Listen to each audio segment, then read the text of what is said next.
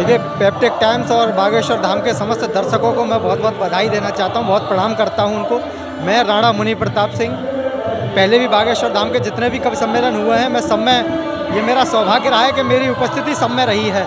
महाकवि दादा श्री प्रकाश पटेरिया जी के संयोजन में सभी कवि सम्मेलन आयोजित होते हैं यहाँ पर, और उन सभी में मेरी उपस्थिति रही है। ये मेरे लिए ईश्वरीय वरदान से कम नहीं है, महाराज जी की विशेष कृपा मानता हूँ इसको मैं। जो महाराज जी का संकल्प है, जिस परिकल्पना को लेकर के महाराज जी ने एक यात्रा शुरू की है, प्रारंभ की है, हिंदू राष्ट्र को बनाने के लिए जो सपना देखा है महाराज जी ने, वो निश्चित रूप से बनकर रहेगा।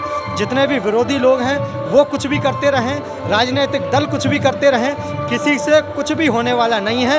महाराज जी ने जो कह दिया वो होगा, बालाजी महाराज की कृपा से होगा, हनुमान जी महाराज की कृपा से होने वाला है। निश्चित रूप से इसमें कतई कोई संदेह नहीं है कि हिंदू राष्ट्र तो घोषित होना ही है। यह भारत हमारा। आज की कथा के माध्यम से हिंदुओं को जगाने की बात करते हैं जी। हिंदू राष्ट्र होने के लिए कुछ लोग कहते हैं लड़ाने की बात करते हैं, तो आरोप लगा रहे हैं, उनके लिए क्या कहेंगे? देखिए, आरोप प्रत्यारोप तो लगते रहते हैं, ये तो एक हिस्सा है ही आरोपों का।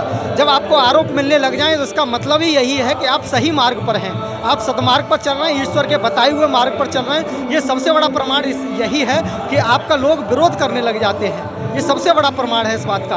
और जो विरोधी हैं वो मेरी इस बात को सुन लें, राम विरोधी देश में हुए हैं। जो राम विरोधी हैं वो महाराज जी के विरोधी हैं, जो महाराज जी के विरोधी हैं वही राम विरोधी हैं। ऐसा भ्रम मन में जरा सभी न पालें आप, आपके कुकर्म देख आंखें मीच लेंगे हम। मुनि प्रभु राम जी के हम लाडले सपूत, रक्त दे के सूखी क्यारियों को सींच लेंगे हम। और जो भी इस देश में करेगा द्रोहिता की बात, कपड़ों सा पटक पटक खींच लेंगे हम। और बोलेगा जो अपशब्द मेरे प्रभु राम हेतु, कोई भी हो उसकी जुबान खींच लेंगे हम, कोई भी हो उसकी जुबान खींच लेंगे हम। तो ये चलता रहता है, इसमें कोई संदेह नहीं है। एक कविता विशेष रूप से मैं पढ़कर, जो आपने प्रश्न है, आपके जितने भी प्रश्न हिंदू राष्ट्र को लेकर के, उन सभी का समाधान एक कविता में है। रामचरितमानस का तमाम विरोध हुआ इस देश में, राजनीति की तरफ से तमाम विरोध किया जाता है। रामचरितमानस की प्रतियां फाड़ी गई इस देश में। निश्चित रूप से ये सबसे बड़ा दुर्भाग्य है उन लोगों का जो राम के विरोधी हैं, जो राम के नहीं हुए। मैं तो मानता हूँ वो किसी के नहीं है। बिंदु महाराज हैं, हमारे बड़े कवि कुल के बड़े कवि हैं। उन्होंने लिखा था, द्रोही दीन क्रंदन के, साधु सुर बंधन के, रूप छल चंदन के, रूपक प्रलाप के, शुभ कर्म नाशक, अधर्म के प्रकाशक, अधीन तंत्र आशक, पथिक पथ पाप के, और बिंदु दुखदायक, उपद्रव सहायक, अनीत के विधायक, नायक दाप ताप के, और जोक के न जाप के, तिलक के न छाप के, न और के न आप के, न माई के न बाप के। ऐसे लोग सगे भी होंगे तो किन के होंगे। लेकिन एक बात आपको ध्यान रखनी है, बागेश्वर धाम के जितना भी पागल इस वीडियो को देख रहे हैं, इस वीडियो के माध्यम से आपसे कह देना चाहता हूँ, जातियों में यदि हम अपने को बांट देंगे फिर इस देश को बचाने कौन आएगा। जातियों में यदि हम अपने को बांट देंगे फिर इस देश को बचाने कौन आएगा। मुनि इस देश में जो चाहते हैं गृह युद्ध, सरेआम उनको नचाने कौन आएगा। और बगिया जो देश की उजड़ जाएगी तो फिर बगिया को फिर से सजाने कौन आएगा। और नेताओं को भगवान मानने लगेंगे लोग तो धर्म को अधर्म से बचाने कौन आएगा। तो ये निर्णय आप लोगों को करना है। जितने आपके हिंदू राष्ट्र को लेकर के प्रश्न है, वो एक कविता पढ़ देना चाहता हूँ, उसमें सभी आपको उत्तर मिल जाएंगे। अंजनी लला के परम भक्त को जिसने भी ललकारा है। महाराज जी पर तमाम आरोप लगते हैं, तमाम देश विरोधी ताकतें हैं ऐसी। एक ऐसा व्यक्ति जो ना तो श्याम है ना मानव है, वो महाराज जी पर प्रश्न चिन्ह खड़े करता है, उसको जवाब देना चाहता हूँ अपनी कविता के माध्यम से। अंजनी लला के परम भक्त को जिसने भी ललकारा है, उसने अपने पैरों पर खुद आप कुल्हाड़ा मारा है। अन्याय पंथ पर चलते जो खुद को पहचान नहीं सकते, वे पवन पुत्र की गौरवीय गरिमा को जान नहीं सकते। हम धन्य हुए हैं मठाधीश जो ऐसा सन्मुख आया है, अपने धर्म सनातन का जिसने परचम फहराया है, अपने धर्म सनातन का जिसने परचम फहराया है। खलबली मचा दी दुनिया में मच रहा शोर जयकारों का, खलबली मचा दी दुनिया में मच रहा शोर जयकारों का, खलबली मचा दी दुनिया में मच रहा शोर जयकारों का। बज उठा कृष्ण का 5 जन, स्वर गूंज रहा है नारों का। ये देश बनेगा हिंदू राष्ट्र, कोई अब रोक नहीं सकता। बागेश्वर पीठाधीश्वर को कोई अब टोक नहीं सकता। बागेश्वर सरकार सनातन धर्म बचाने निकले हैं। जो हिंदू कल तक सोए थे वे उन्हें जगाने निकले हैं। उनके मन में शिव सत्यम के अरमान दिखाई देते हैं। मुझको तो उनके रोम रोम हनुमान दिखाई देते हैं। मुझको तो उनके रोम रोम हनुमान दिखाई देते हैं। जो अन्य दिखाई देती थी वो धरती आज अनन्य हुई। धीरेन्द्र कृष्ण को पा करके भारत की धरती धन्य हुई। तो मेरा यही मानना है। हम सब एक बहुत बड़ी पहल करने जा रहे हैं। देश भर के जितने भी राष्ट्र के को गाने वाले, राष्ट्र की आराधना करने वाले, माता भारती का यशगान करने वाले वाणी पुत्र हैं, उन सभी को एक मंच पर लाने के लिए हम सभी लोगों ने तैयारियां शुरू कर दी हैं और निश्चित रूप से आने वाले समय में महाराज जी के आदेशानुसार हम सभी उन राष्ट्र भक्तों को, उन राष्ट्र के लिए समर्पित कवियों को एक मंच पर ला करके हिंदू राष्ट्र बनाने की ओर हम सभी को अग्रसर करेंगे। उनसे निवेदन करेंगे आप सभी लोग हिंदू राष्ट्र के लिए लोगों को प्रेरित करें, हमारे युवाओं को जागरूक करें। बहुत बहुत धन्यवाद। नमस्कार जी, जय श्री राम। और बागेश्वर धाम आने का मुझे सौभाग्य प्राप्त हुआ है और गुरु पूर्णिमा के अवसर पर आने का सौभाग्य प्राप्त हुआ है, तो ये सौभाग्य द्विगुणित हो जाता है। हम सारे कवि आज देश भर के आज यहाँ पर कवि सम्मेलन के उद्देश्य के साथ आए हैं। साथ ही महाराज जी के का जो संकल्प है भारत हिंदू राष्ट्र बने, इसको लेकर के मुझे कुछ पंक्तियाँ याद आती हैं अपने पिताजी की, श्री संदीप सपन जी की, कि हिंदू का हिंदुस्तान बताऊं कब से है, जब से सूरज का जन्म हुआ है तब से है। ये सिंध, हिमालय, ये काशी, ये वृंदावन, जिनका करते हैं चांद सितारे अभिनंदन। गंगा अमृत जैसा गंगा मैया का पानी है, भारत का जर्रा जर्रा हिंदुस्तानी है। भारत हिंदू राष्ट्र था, भारत हिंदू राष्ट्र है और भारत हिंदू राष्ट्र रहेगा। दुनिया में आधा शतक से ज़्यादा 57 से अधिक देश इस्लामिक देश हैं।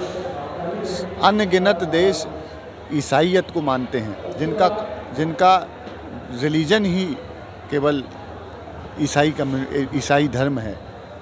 इस दुनिया में एक देश है, यहूदियों का देश है।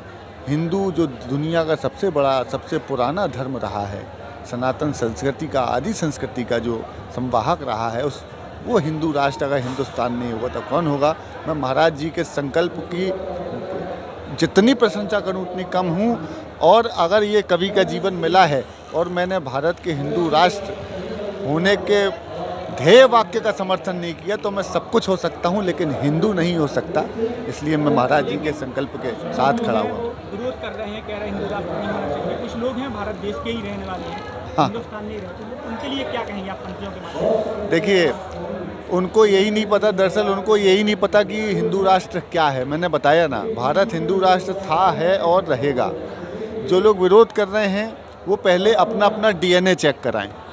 अपना DNA चेक कराएंगे तब समझ में आ जाएगा कि वो क्या है।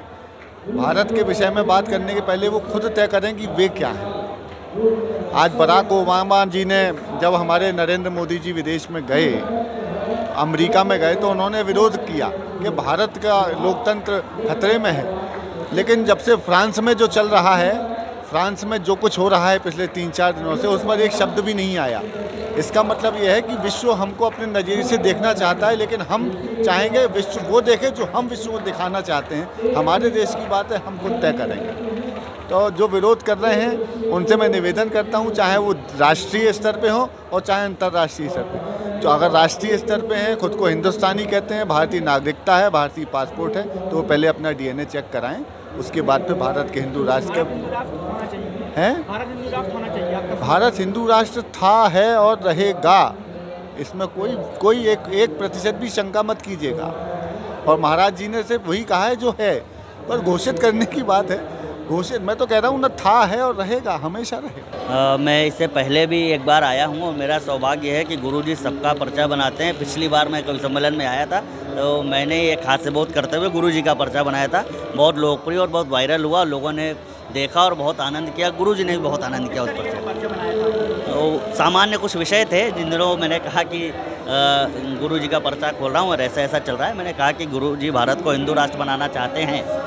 गुरुजी के 4 इच्छाएं 5 हैं, तो मैंने कहा कि अगर आज ये 5 मना करेंगे मैं कविता पढ़ना छोड़ दूंगा। तो पहली इच्छा मैंने बताई थी कि गुरुजी भारत को हिंदू राष्ट्र बनाना चाहते हैं। गुरुजी ने एकदम हाथ खोल करके समर्थन दिया। फिर मैंने कहा कि हिंदू बेटियों को लवजिहाद से बचाना चाहते हैं। तीसरा मैंने बोला कि आत्मरक्षा के लिए बुलडोजर खरीदना चाहते हैं। इस तरीके का आनंद विषयक वाला एक पर्चा था, वो तो यूट्यूब पर लोगों को मिल जाएगा। तो बहुत आनंद से गुरुजी ने सुना। और आज गुरु पूर्णिमा है। गुरु वो है जिसके सानिध्य में रह कर के जब राम को कोई वशिष्ठ मिलता है तब वो जाकर के शिक्षित हो पाते हैं, और जब कोई विश्वामित्र मिलता है तब जाकर के वो ताड़का का नाश कर पाते हैं और राक्षस नाश का संकल्प लेते हैं। निश्चरहीन करो मैं भुज उठाए प्रणकीन। राम तब कर पाते हैं जब उनको कोई विश्वामित्र मिलते हैं। कृष्ण तब जगत को ज्ञान कृष्ण जगत गुरु हुए, लेकिन उससे पहले कृष्ण को भी सांदीपनी की आवश्यकता पड़ी।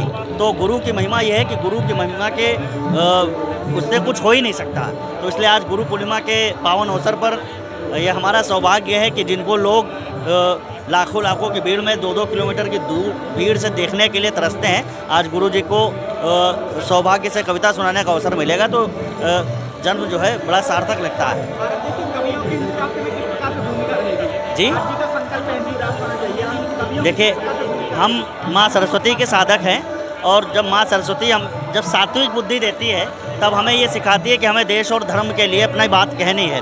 तो इतना पहले समझ लीजिए कि 80 देश विश्व में ईसाइयों के हैं, 60 इस्लामी अनुयायियों के हैं, उनकी तो है गणना विशेष में, हमको तो रहना है इसी देश में। धरातल का सत्य है यही, हिंदुओं के लिए कोई एक देश भी नहीं। तो आप ये समझिए हमारे पास तो अपना नेपाल भी नहीं है। 60 देश इस्लामिक कंट्रीज़ हैं, 80 के आसपास क्रिश्चियन कंट्री है। तो एक हिंदू राष्ट्र होना ही चाहिए ताकि विश्व में कहीं का भी हिंदू जब उसे हर जगह से निराशा हाथ लगे तो भारत की पावन भूमि पर स्वाभिमान के साथ मैं हिंदू हूँ कह करके आ सके। इसलिए एक हिंदू राष्ट्र की नितांत आवश्यकता है। उनकी अभी यूसीसी आने वाला है तो मैं कहना चाहता हूँ उनकी समस्या के 2-2 निदान हैं। शरिया के साथ साथ संविधान है। गरीबों के पेट खाली मेरे देश में किंतु रोहिंग्या को थाली मेरे देश में। गरीबों के पेट खाली मेरे देश में किंतु रोहिंग्या को थाली मेरे देश में। और अंधियारों के लिए उजाला हो गया, देश ना रहा ये धर्मशाला हो गया। तो भारत को धर्मशाला नहीं बनने देना है, इसलिए यूसीसी की भी आवश्यकता है और कॉमन सिविल कोड के साथ साथ में हिंदू राष्ट्र की भी आवश्यकता है। तो मैं इतना कहना चाहूँगा कि अपना स्वाभिमान नहीं सोना चाहिए, भारत को हिंदू राष्ट्र होना चाहिए। इसे बंद करवा दीजिए। कभी रामायण जलाई जाती है, कभी हिंदू राष्ट्र का विरोध किया जाता है, इसको लेकर क्या कहेंगे? देखिए, रामचरितमानस को जो लोग समझ नहीं पाए हैं उनके लिए मैं इतना कहना चाहता हूँ कि सबसे बड़ी चीज़ ये है कि रामचरितमानस वो ग्रंथ है जो हमें सामाजिक सद्भावना सिखाता है। और जिन मूर्खों ने कहा, अब ये जिस मूर्ख ने रामचरितमानस जलवाई उसने ये भी कहा कि हवा में उड़ गए जय श्री राम। तो मैंने एक बात कहने की कोशिश की कि उल्लू निकल पड़े कि अभी रात नहीं है, बातों में बात जैसी कोई बात नहीं है और मेरे प्रभु राम को तुम हवा में उड़ा सको इतनी अभी तुम्हारी औकात नहीं है। प्रश्न राम पे उठा के सोचते हैं रावण की बजरंगी काल नेमियों से जुड़ जाएंगे। बातों के बताशों के तमाशे जो करोगे और मुंह सूख के छुआरे से सिकुड़ जाएंगे। तो बड़ बोले सांप के सपोले जो गलत बोले, हनुमान की गदा से छक्के छुड़ जाएंगे। और जय जय श्री राम को जो हवा में उड़ा रहे हैं देख लेना सारे वे हवा में उड़ जाएंगे। तो जितने लोगों ने ये मानस को नहीं जलाया है, ये उन्होंने अपनी लंका जलाई। और याद रखना, जब हनुमान की पूंछ में कोई आग लगाने का प्रयास करता है तो उसकी लंका जलनी तय है। रामचरितमानस को वो लोग समझ नहीं पाए हैं। चूँकि आज पेप्टेक के इंटरव्यू में हूँ, एक जिम्मेदार चैनल है और आपको शायद नहीं पता होगा कि मैं पेप्टेक पर मेरे वीडियो पहले से आ चुके हैं। तो इस जिम्मेदारी भरे चैनल पर एक जिम्मेदारी भरी हुई मानस जो लोग जला रहे हैं उनको एक संकेत करते हुए बता रहा हूँ कि मानस वास्तविकता में है क्या। कि यहाँ नयन उर्मिला के ही उत्तीर्ण परीक्षा करते हैं, शबरी माँ के बेर युगों तक यही प्रतीक्षा करते हैं। राम से सम्मानित वनवासी रामचरितमानस में है, वानर भालू भी सन्यासी रामचरितमानस में है। निषाद राज के मित्र रमैया रामचरितमानस में है, निषाद राज के मित्र रमैया रामचरितमानस में है। केवट की नैया गंगा मैया रामचरितमानस में है, लक्ष्मण के जैसी परछाई रामचरितमानस में है। और भरत सा त्यागी भाई रामचरितमानस में है, बजरंगी जैसी चतुराई रामचरितमानस में है। जगदम्बा सीता सी माई रामचरितमानस में है, जगदम्बा सीता सी माई रामचरितमानस में है। कृपा लुटाते जो रघुराई रामचरितमानस में है, प्राण जाई पर वचन न जाई रामचरितमानस में है।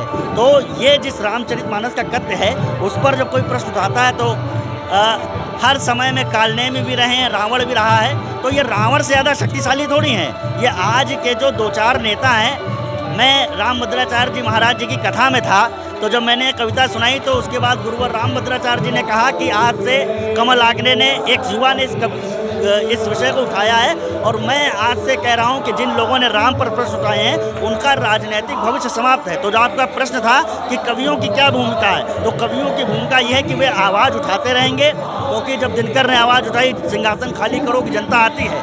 तो जब कवि अपने मन में ठान लेता है तो सरस्वती उसको वो देती है जिससे वो समाज में चेतना फैला सकता है। तो ये हमारे कवियों की भूमिका है। और अभी जो विशेष प्रश्न है, आदरणीय बागेश्वर धाम सरकार श्री धीरेन्द्र जी ने, गुरुवर ने हमारे वरिष्ठ कवि देश के महनीय वीरस के रचनाकार आदरणीय प्रकाश पटेलिया जी और मेरे बहुत प्रिय अनुज राणा मुनि प्रताप से इस बात की चर्चा की है कि जल्द ही जो राष्ट्रवादी कविता करने वाले लोग हैं उनको एक मंच पर लाया जाए और उनसे इस बात पर संवाद किया जाए कि हिंदू राष्ट्र के संदर्भ में आप कैसी कविताएं मंच को सुना सकते हैं और जन जागरण की कैसी अभिव्यक्ति की, कैसी आज़ादी को आप जो नकली आज़ादी की बात करते हैं या असली आज़ादी की बात कैसे करेंगे, इस पर वे चर्चा कर रहे हैं। और मेरा सौभाग्य है कि राणा मुनि प्रताप को और मुझे इस एकत्रीकरण का संयोजक का दायित्व अभी से दादा ने दे दिया है। इसलिए कवियों की भूमिका निश्चित रूप में महाराज जी जानते हैं कि कवियों का प्रयोग कैसे करना है।